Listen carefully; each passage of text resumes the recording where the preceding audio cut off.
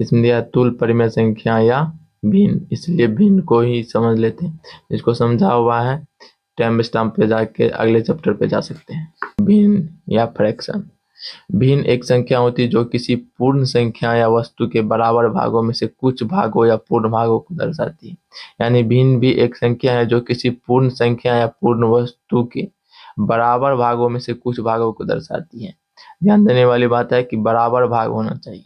जैसे यहाँ है, किसी के पास 5 रुपया है या 5 वस्तु है, कुछ है, इसको हम 5 बराबर भागों में बांट, तो 5 बराबर भागों में बांटने के बाद सबको एक एक भाग मिलेगा।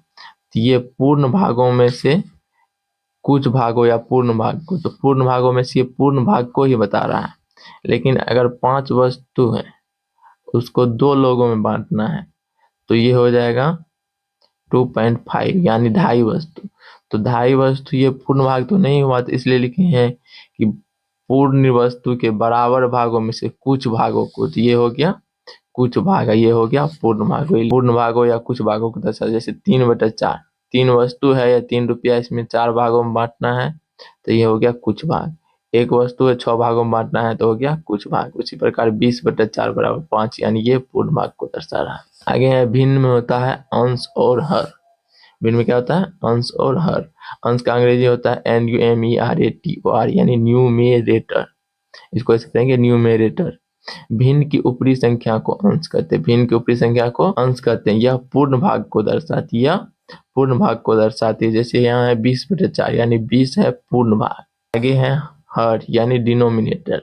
भिन्न के नीचे की संख्या को हर कहते हैं। भिन्न के नीचे की संख्या को हर कहते हैं। जैसे यहाँ पे है 20/4, तो ये नीचे वाला भाग हर है, ये 6 हर है, ये 4 हर। हर यह बताता है कि अंश को कितने भागों में विभाजित करना है। इसी मान के चलिए यहाँ 20 वस्तु या 20 रुपया है, नीचे में 4 है, तो इस ये कुल धन हो गया 20 रुपया और इसको 4 भागों में विभाजित करना है, इसलिए हो जाएगा 20/4। आ गया समझ। उसके बाद है भिन्न के प्रकार। भिन्न के प्रकार में सबसे पहले आता है सम भिन्न या उचित भिन्न यानी प्रॉपर फ्रैक्शन। वैसा भिन्न जिसका अंश हर से छोटा हो सम भिन्न या उचित भिन्न कहलाता है। जैसे 2/3 तो अंश छोटा है, हर बड़ा है। 3/4 अंश छोटा, हर बड़ा। 1/4 अंश 1 है, हर 4 है। 5/7 अंश छोटा है, हर बड़ा है। सम भिन्न का मान हमेशा 1 से छोटा होता है। सम भिन्न का मान हमेशा क्या होगा? 1 से छोटा। जैसे ये अंश छोटा है, हर बड़ा है, तो उसको जैसे भाग करेंगे तो उसका मान हमेशा ही 1 से छोटा होगा। और सम भिन्न को याद रखने के लिए ऐसे याद रख सकते हैं कि अंश छोटा हो, हर बड़ा हो। जैसे किसी का मान निकाल के देखें 3/4, 3/4 0.04 यानी 0 आ रहा है, यानी ये 1 से छोटा है। आधा विषम भिन्न या अनुचित भिन्न इम्प्रॉपर फ्रैक्शन। वैसा भिन्न जिसका अंश हर से बड़ा हो। सम भिन्न का उल्टा, उसमें अंश छोटा था, इसमें अंश हर से बड़ा या बराबर होगा। इसमें बड़ा भी हो सकता है या बराबर भी हो सकता है। जैसे 5/2 इसमें अंश बड़ा है, 4/2 इसमें 4 बड़ा है, इसमें 4/4 इसमें बराबर है, तो ये भी विषम भिन्न ही होगा। 6/2 इसमें 6 बड़ा है। विषम भिन्न का मान हमेशा 1 या 1 से बड़ा होता है। जैसे 5/2 है, तो ये भी 2.5 हो जाएगा, बड़ा है 4/2। जैसे 4/2, 2 दूना 4, ये भी 1 से बड़ा है। ये 4/4, तो ये 1 है, यानी इसका मान हमेशा ही 1 या 1 से बड़ा होगा। इसको याद रखने का तरीका, इसमें अंश बड़ा होगा हर से, ये है बड़ा है का चिन्ह, अंश बड़ा है हर से। मिश्रित भिन्न मिक्स्ड फ्रैक्शन। एक पूर्ण संख्या एवं उचित भिन्न के मेल से बने भिन्न को मिश्रित भिन्न कहते हैं। एक पूर्ण संख्या, कोई भी पूर्ण संख्या ले सकते हैं, 0 1 2 3 4 5 ये सारी पूर्ण संख्या है।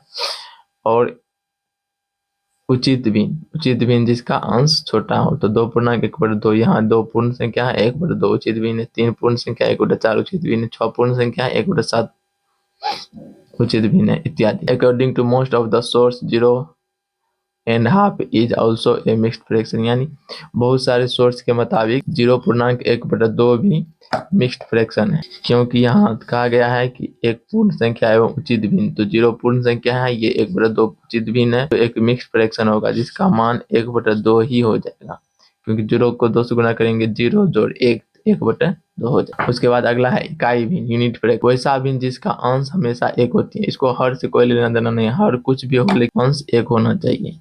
और वो भिन्न भी होना चाहिए, तो अंश हर जीरो नहीं होगा, जीरो को छोड़कर बाद बाकी कुछ भी हो सकता है, नेगेटिव पॉजिटिव कुछ भी। तो वैसा भिन्न जिसका अंश हमेशा एक हो।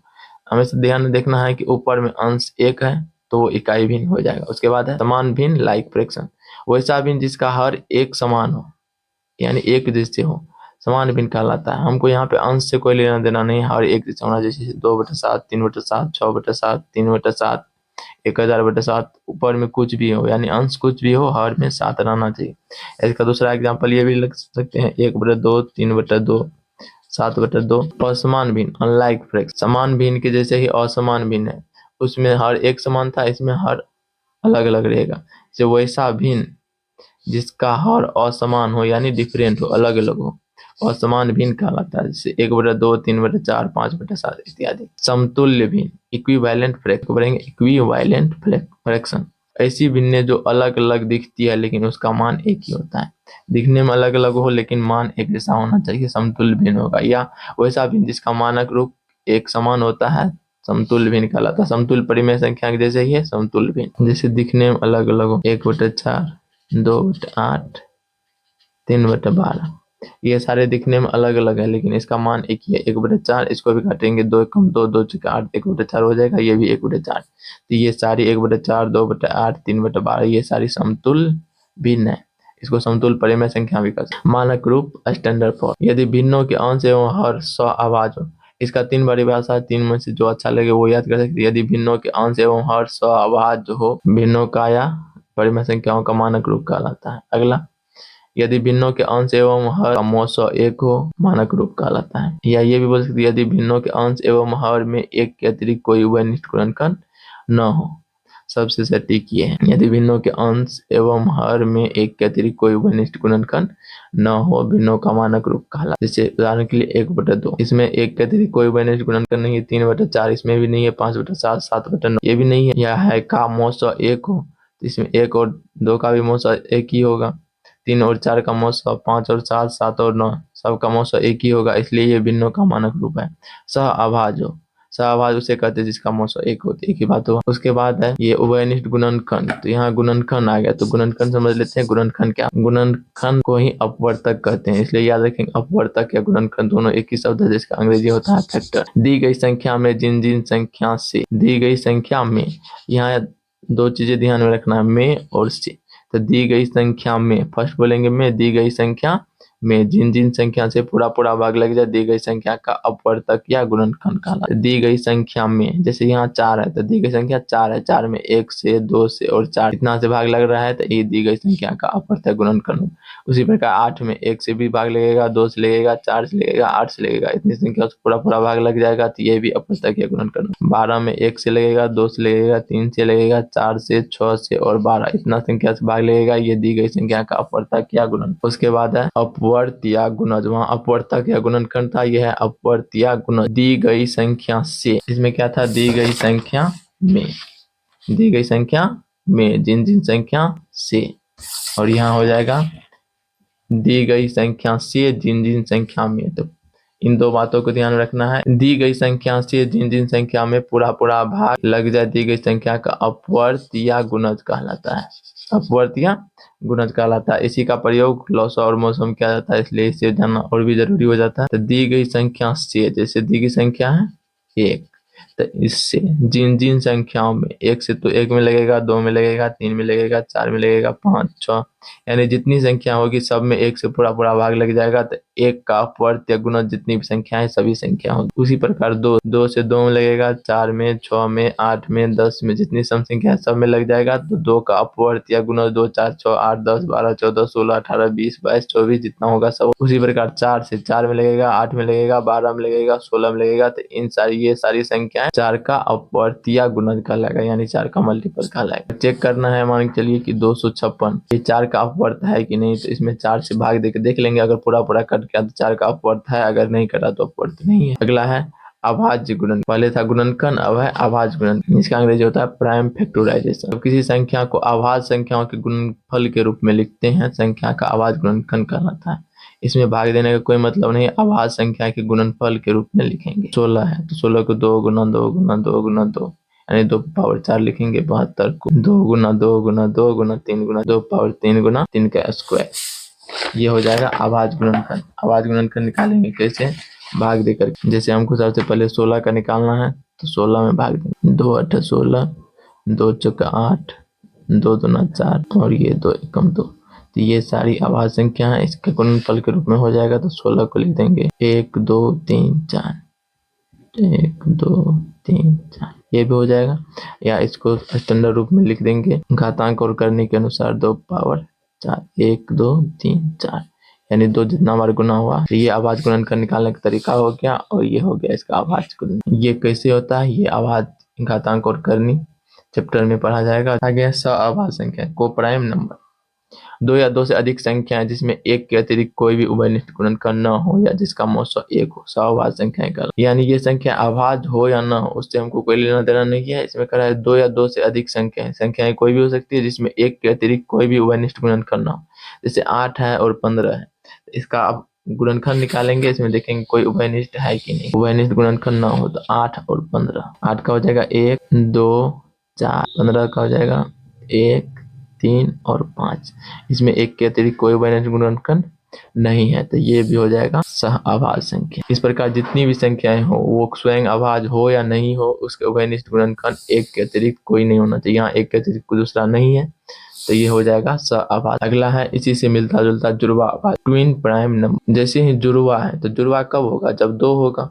और 2 क्या? आवाज संख्या है। तो इतना ध्यान में रखना है, जब जुड़वा है तो इसके लिए 2 चाहिए। 2 क्या चाहिए? आवाज। वैसी 2 आवाज संख्याएं जिसमें 2 का अंतर हो। जिसमें क्या हो? 2 का अंतर, यानी वैसी 2 आवाज संख्या जिसमें 2 का अंतर हो, जुड़वा आवाज संख्याएं कहलाती है। जैसे 5 और 7, दोनों में 2 का अंतर है, 5 और 7। 11 और 13 दोनों पहले स्वयं आवाज है, उसके बाद दोनों का अंतर भी 2 है। 17 और 19 दोनों आवाज संख्या है और दोनों का अंतर 2 है, तो इसलिए ये जुड़वा आवाज संख्या है। का दूसरा परिभाषा ये भी है कि वैसी 2 आवाज संख्या जिनके बीच एक भाज्य संख्या स्थित हो, यानी 2 आवाज संख्या है जिसके बीच केवल एक भाज्य संख्या स्थित होना चाहिए, जुड़वा आवाज संख्या कहलाती है। जैसे 5 और 7 के बीच एक भाज्य संख्या 6 स्थित है, 11 और 13 के बीच एक भाज्य संख्या 14 स्थित, 17 और 19 के बीच एक भाज्य संख्या 18 स्थित है। इस प्रकार ये सारी जुड़वा आवाज हो। आगे है कि जुड़वा आवाज एवं सह-आवाज के बीच में संबंध। यह जरूरी नहीं कि सह-आवाज संख्या स्वयं आवाज हो, सह-आवाज संख्याएं स्वयं भी आवाज हो। जैसे यहाँ 9 और 10, ये सह-आवाज संख्याएं हैं, लेकिन ये स्वयं ना 9 आवाज है ना 10 आवाज। सह-आवाज आवाज हो भी सकता है और नहीं भी। जैसे 8 और 15 में सह-आवाज संख्या है 8 और 15, लेकिन न ही 8 आवाज है न ही 15 आवाज है। उसी प्रकार 17 और 19 भी सह-आवाज है, लेकिन इसमें 17 और 19 दोनों आवाज है। तो हो भी सकता है और नहीं भी हो सकता, एक भी हो सकता है या 2 भी हो सकता है या कोई भी नहीं हो सकता। जैसे 9 और 11 भी सह-आवाज है, लेकिन इसमें 9 आवाज है लेकिन 11 9 भाज्य है लेकिन 11। इस प्रकार सह-आवाज में हम पहले बता दिए कि इसमें हमको आवाज संख्या नहीं चाहिए, कोई भी संख्या चाहिए, लेकिन उसमें एक के अतिरिक्त कोई उभयनिष्ठ गुणनखंड नहीं होना चाहिए। 2 आवाज संख्या हमेशा सह-आवाज होती है। जैसे कोई भी 2 आवाज संख्या है उसमें तो एक के अतिरिक्त कोई गुणनखंड ही नहीं होगा, या तो 1 से कटेगा या स्वयं से, तो इस प्रकार उसमें कॉमन सिर्फ एक ही होगा। तो इस प्रकार वो हमेशा सह-आवाज संख्या होगी। सभी जुड़वा आवाज सह-आवाज संख्या होती है। सभी जुड़वा आवाज क्या होती है? सह-आवाज। जैसे ये जुड़वा आवाज है 5 और 7, तो ये तो पहले से ही आवाज है, तो इसमें एक के अतिरिक्त कोई उभयनिष्ठ गुणनखंड होगा ही नहीं, तो इसके अनुसार परिभाषा के अनुसार ये जुड़वा आवाज है, तो ये जुड़वा आवाज सह-आवाज भी हो जाएगा। लेकिन सभी सह-आवाज संख्या जुड़वा आवाज नहीं होती हैं। जैसे 8 और 15 सह-आवाज है, लेकिन ये जुड़वा आवाज नहीं है। यही बात यहाँ लिखा गया। 9 10 सह-आवाज है लेकिन जुड़वा आवाज नहीं है। इसका ढेर सारा एग्जाम्पल दे सकते हैं जो सह-आवाज है लेकिन जुड़वा आवाज